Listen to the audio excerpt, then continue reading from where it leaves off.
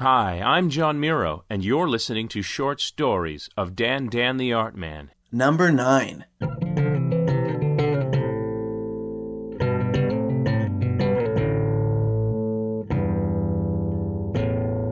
Hey everybody, this is Dan. Thank you so much for subscribing to my podcast or stopping by my blog at writingsofdan.blogspot.com and checking out my work.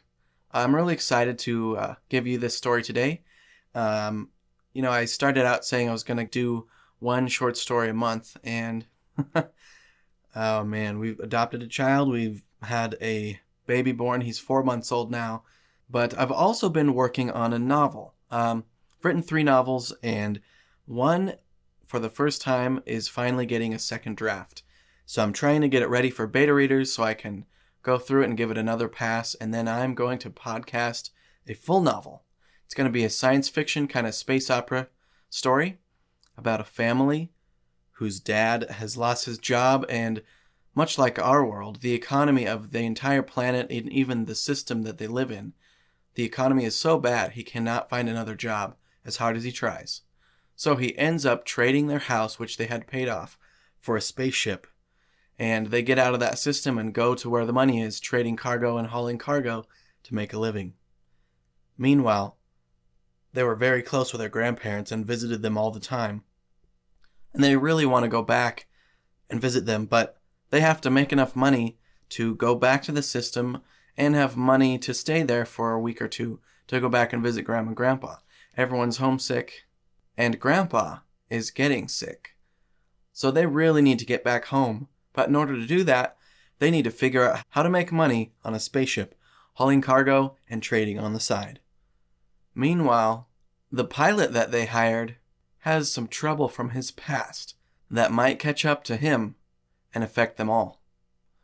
So I'm really excited about it. I reworked the story quite a bit, and the second draft is changing a whole lot about it. I think it's tightening it up, and I'm using all of the tips and tricks that I've learned from listening to Writing Excuses Get Published, The Dead Robot Society, and a slew of other ones.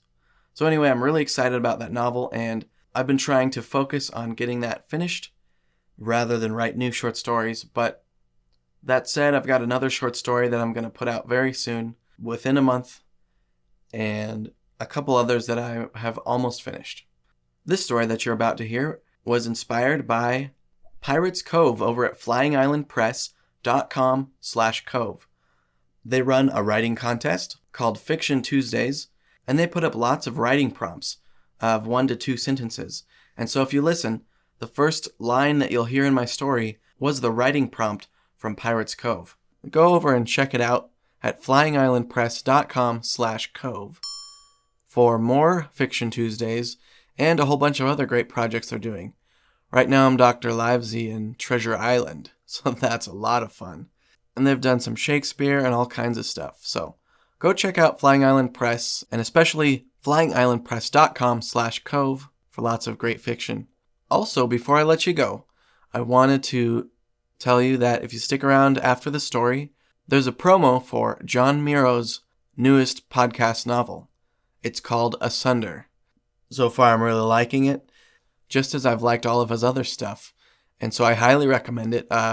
John has a great voice, does a great job of reading, very clean, well-produced audio. So it's a treat for your ears, and he's a great writer as well. And he tells the kind of stories I like. So go to johnmierau.com, or even easier to remember, servingworlds.com. His last name's kind of hard to spell. He's got a ton of awesome short stories that are free as audio, like I said, well-produced, and then super cheap as ebooks. So I've been picking a couple of those up. They have great covers, all around great fiction from John Mierau. So check out his promo after this story. That's enough talking from me, and without any further ado, finally I am releasing some of my own fiction, read by me again, on my podcast fiction feed. So here we go.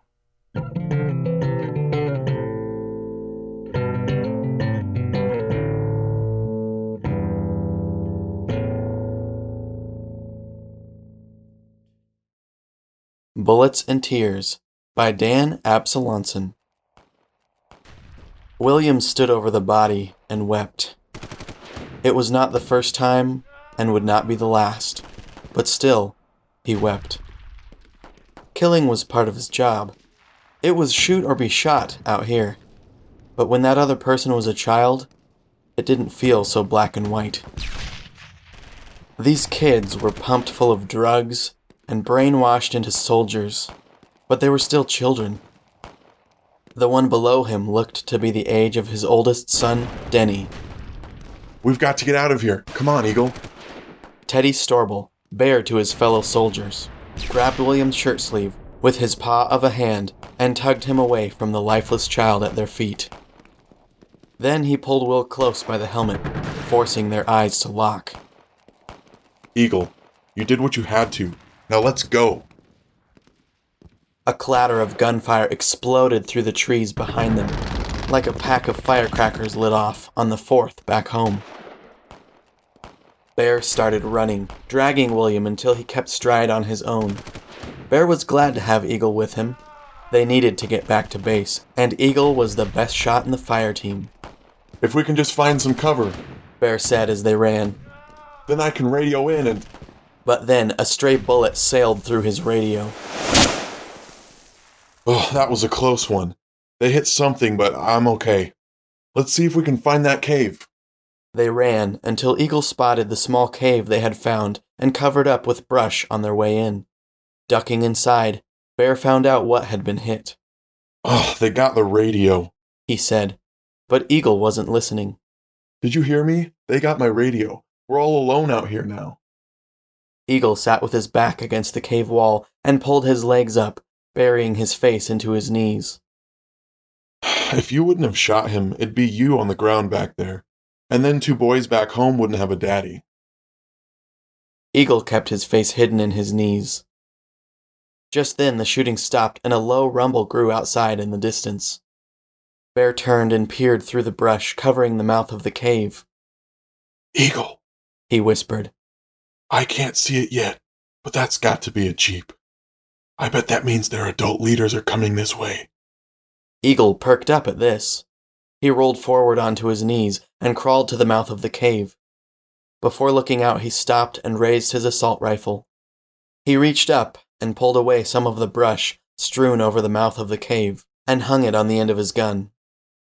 Then he poked the barrel through the brush and waited. Bear couldn't see, but it sounded like the whir of the engine was just out of sight now. Eagle let out half of his breath and fired.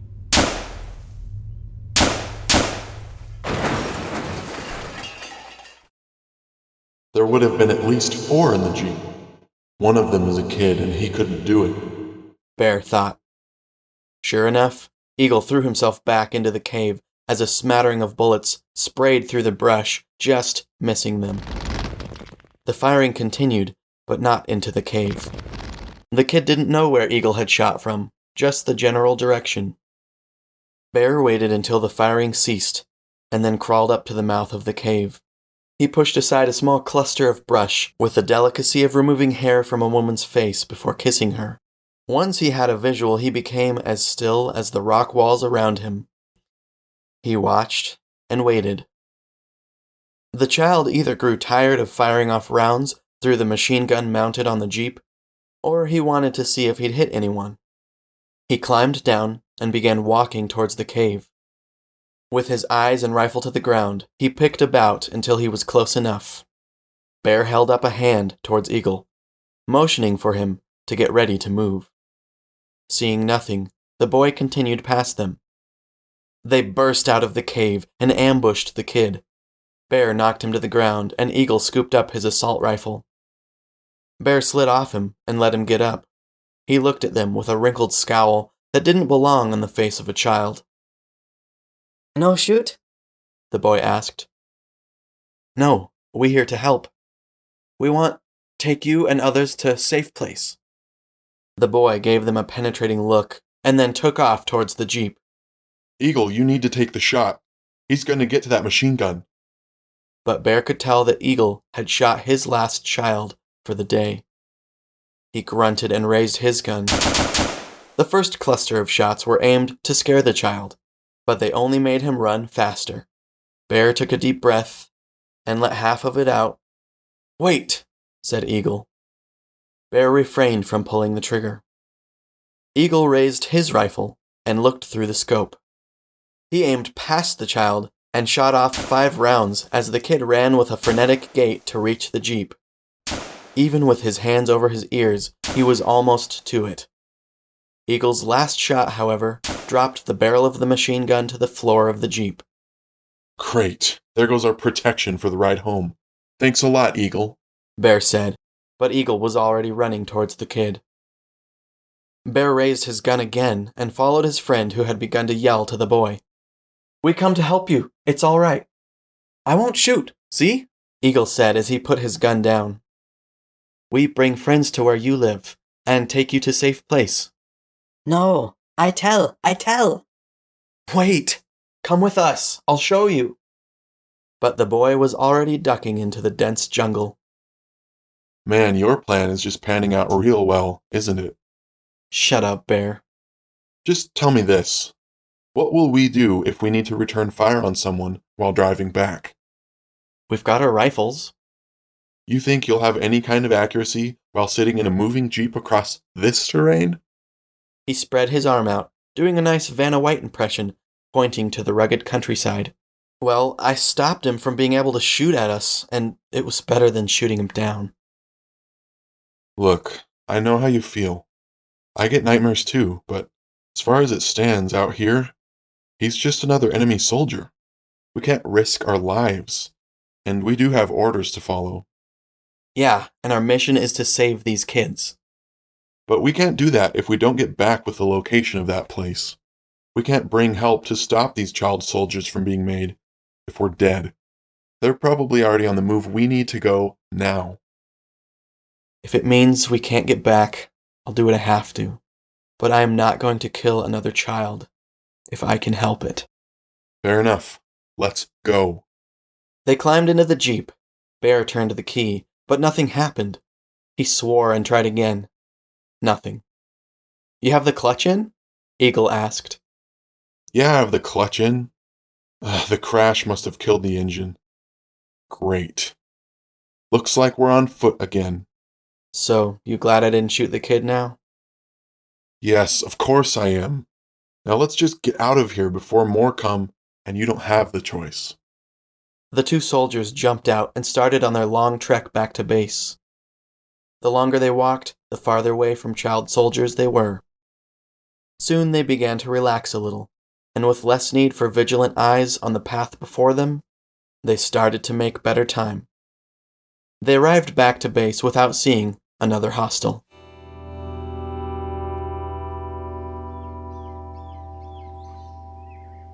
Bear and Eagle returned with help and supplies to the camp where the children had been. The place seemed deserted, but then they saw they had left all but one. A small boy sat tied to a pole in the middle of the clearing. As they approached him with their guns raised, he repeated 2 words over and over again. Don't shoot! Don't shoot! Eagle ran up to the front of the company. "Lower your rifles, everyone." He kneeled next to the boy and started to untie his ropes. "We not hurt you. We want take you to safe place. Where others?" They leave me. They said people coming to get us, but I didn't want to leave. They told me go with them, but I would not. They tie me up, say you come and shoot me. "We no shoot you," Eagle said. "We help you, and we help your friends." They not my friends. "Where they go, you know?" Yes. Other place to train. They go there. "Can you take us there?" Yes. You know shoot them? "No. We want to help." One soldier after another filed behind the child. He was adept at walking through the thick jungle. It seemed too quiet to Eagle as they marched. They walked with only the sounds of their boots and the wildlife in the trees. The silence ended all at once. Eagle heard a gun go off to his right, and then a soldier fell behind him. His men hit the ground and began crawling towards what cover they could find. More guns erupted from the bushes. Eagle crawled behind a large boulder, pulling the boy with him. "Stay here! Don't move from this spot until it's safe." The boy nodded, covering his ears and spilling tears as the bullets flew by. It sounded like the bushes were made of gun barrels and every branch was firing. Eagle knew he would die if he tried to advance. So he inched backwards on his belly into the trees of the thick jungle. Once he felt the greenery would hide him, he ran towards the enemy's flank until the sounds of spraying bullets seemed far enough away. He then turned towards the fight and ran. It was like someone was turning up the surround sound on a war movie as he got closer. He turned right and headed in farther. Once the gunfire was making his ears ring again, he hit the floor and began to crawl. He listened until he could tell that one nearby was far away from the others. He kept crawling forward. Once he was close enough to see the kid's bright eyes, he waited for the boy's rifle to run out of bullets. Soon, the boy yelled and put down his gun to grab a fresh magazine from his back pocket. Eagle sprung to his feet and sprinted for the boy. Once close, he dove for the boy as if sliding into home plate. Before he could be called safe, the child finished loading his gun and shot at Eagle's soaring body. A round went straight through his calf. Oh! Eagle came down, slamming into the boy and knocking his rifle away. He covered the kid's mouth with his hands. The kid kicked and screamed, but could not be heard with the hand over his mouth and the firefight all around them. Eagle looked down at his burning leg and saw that there was an exit wound. That was great news, but he still didn't think he could walk on it. He didn't want to try, so he waited until the kid grew tired. Once he stopped fighting against the hold, Eagle said, "I beg pardon. Paddy, Paddy." He repeated the word for friend in the native Creole language. The boy calmed down a bit with that. "Wait in you name." Banura. "Speak English?" Yes. "Good. I take my hand off mouth, but if you Allah, I cover it again. Understand?" Another nod. "Good. Believe me, do ya? We are not here to hurt you boys." He removed his hands. We men. The child said. "Waitin'?" We men, not boys. "Yes, you men. Good shot, man." The boy started to squirm again. "Wait! Just listen and I let you go, okay?" The boy kept squirming. "Look, kid, I could have shot you from behind those bushes, but I didn't. I don't want to hurt you or the others. Why would I jump out at you if I wanted to hurt you? Wouldn't I have just shot you from cover when you didn't know I was there?" Yes. "So, will you stop and at least listen to me?" The boy nodded. "Great. That's all I ask. I'm going to reach into my pocket. I'm not getting a gun. I'm getting a picture. Okay?" Okay. Eagle adjusted his hold to secure the boy with one arm, then reached into his pocket and pulled out a laminated picture of his oldest son. "Amasuo," 12. the boy said.